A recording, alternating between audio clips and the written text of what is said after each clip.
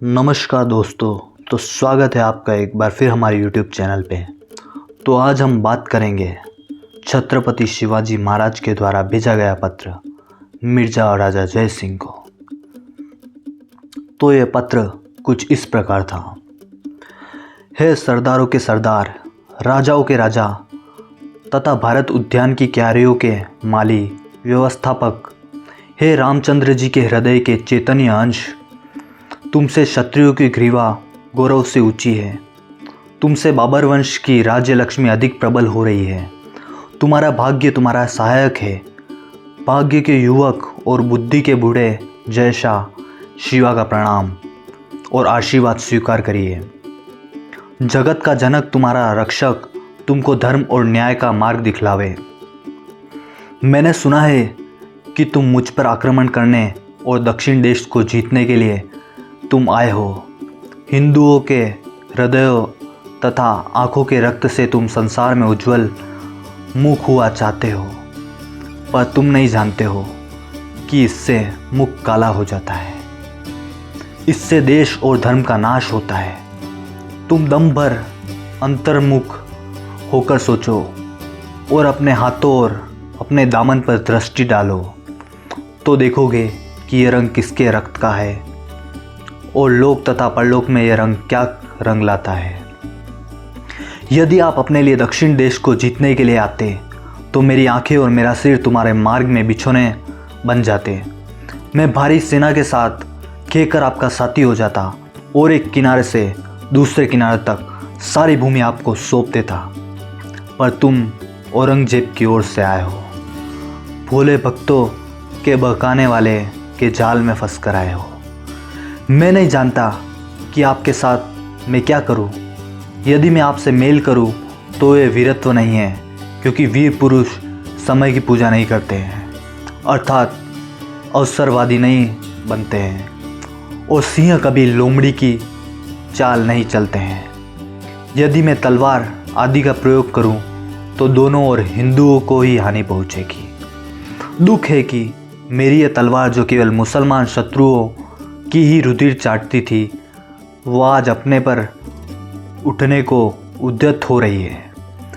यदि इस युद्ध के लिए तुर्क आए होते हैं तो वह शेरों के लिए शिकार आए होते हैं, पर यह काली करतूत करने वाले, जिससे न न्याय है न धर्म, वो मनुष्य के रूप में राक्षस है।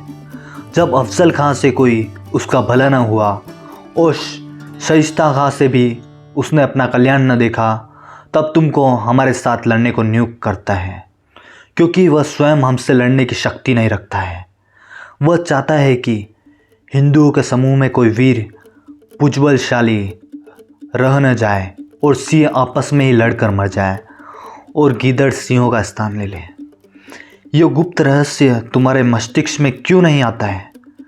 पता लगता है कि उसका जादू तुमको प्रभावित किए रहता है। आपने संसार में सब भला और बुरा देखा है। तुमने फुलवाड़ी से फूल और कांटे सभी चुने हैं। यह न हो कि आप हमसे युद्ध करें और दोनों ओर हिंदुओं के सिर को धूल के नीचे दबा दें। यह परिपक्व कर्मण्यता प्राप्त करके लड़कपन मत करो और शेख सादी के इस वचन को स्मरण करो कि हर जगह घोड़ा नहीं दौड़ाया जाता है, कई कई ढाल फेंक कर भागना भी होता है। सिंह हिरणों आदि पर पराक्रम करते हैं। जाति के सिंहों में ही सिंह शेर ग्रह युद्ध नहीं करते हैं। यदि तेरी काटने वाली तलवार में पानी है और यदि तेरे कूदने वाले घोड़े में दम है, तो तुझको चाहिए कि धर्म के शत्रु पर आक्रमण करो और इस्लाम की जड़ मूल से खोद डालो। यदि देश का सम्राट दारा सिकोह होता तो हमको भी आनंद होता, पर आपने जसवंत सिंह को धोखा दिया और हृदय में कुछ नीचा ऊंचा न सोचा। आप लोमड़ी की सी चाले चल चलकर अभी अगाए नहीं हो और सिंहों के साथ युद्ध करने के लिए दिलेर बनकर आए हो। इस दौड़ धूप से आपको क्या मिलता है? आपकी तृष्णा आपको मृग तृष्णा वाला धोखे का जल दिखलाती है। तुम उस पागल मनुष्य की तरह हो जो बड़े श्रम से किसी सुंदरी को हाथ मिलाता है, पर उसके सौंदर्य का रूप उपवन से स्वयं कोई फल न लेकर शत्रु के लिए अर्पण उसको कर देता है। तुम उस नीच की कृपा का क्या अभियान रखते हो? जुझारू सिंह के काम का परिणाम जानते हो कि नहीं? तुम जानते हो कि छत्रसाल और उसके परिवार और उसके बालक पर वो क्या क्या आपत्ति ढाना चाहता था? तुम जानते हो कि दूसरे हिंदुओं पर भी उस शत्रु द्वारा क्या क्या अत्याचार हुए हैं। मैंने माना कि तुमने उससे संबंध जोड़ लिए हैं और उससे संबंध जोड़कर तुम अपने गौरव रूप कुल की मर्यादाओं, लज्जा आदि को भी नष्ट कर दिया है। पर उस राक्षस से यह संबंध पजामे के नाड़े की गांठ से अधिक दृढ़ नहीं है। वह तो अपने स्वार्थ की सिद्धि के लिए अपने भाई के रक्त और अपने बाप के प्राणों लेने से भी नहीं डरता है। यदि तुम राजभक्ति या सच्चे प्रेम की दुहाई दो तो स्मरण करो कि उसने शाहजहाँ के साथ कैसा व्यवहार किया था।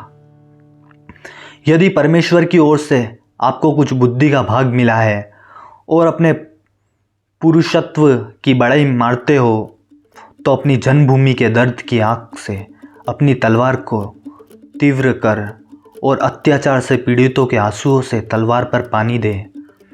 यह समय हमारे आपस में लड़ने का नहीं है, क्योंकि हिंदुओं पर इस समय बड़ा कठिन कार्य पड़ा हुआ है।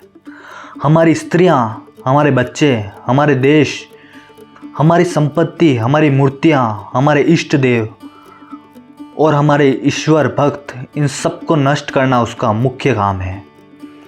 उसके द्वारा ये सब नष्ट हो रहे हैं और सब पर उसके द्वारा घोर आपत्ति आई हुई है। उनका दुख सीमा तक पहुंच गया है। यदि कुछ दिनों उसका यह सर्वनाशकारी कार्य जारी रहा तो हमारी कोई चिन्ह भी भूमि पर शेष नहीं रहेगा। बड़ा आश्चर्य है कि एक मुट्ठी भर मुसलमान हमारे इतने बड़े देश पर शासन करते हैं।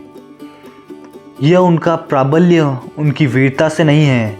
यदि आपको बुद्धि प्राप्त हो तो देखो कि वह हमारे साथ क्या शतरंज की सी चालें चलता है और अपने मुख पर कैसे कैसे रंग रंगता है। औरंगजेब हमारे पाँवों को हमारी साकलों से जकड़ता है और वह हमारे सिर को हमारी ही तलवारों से काटता है।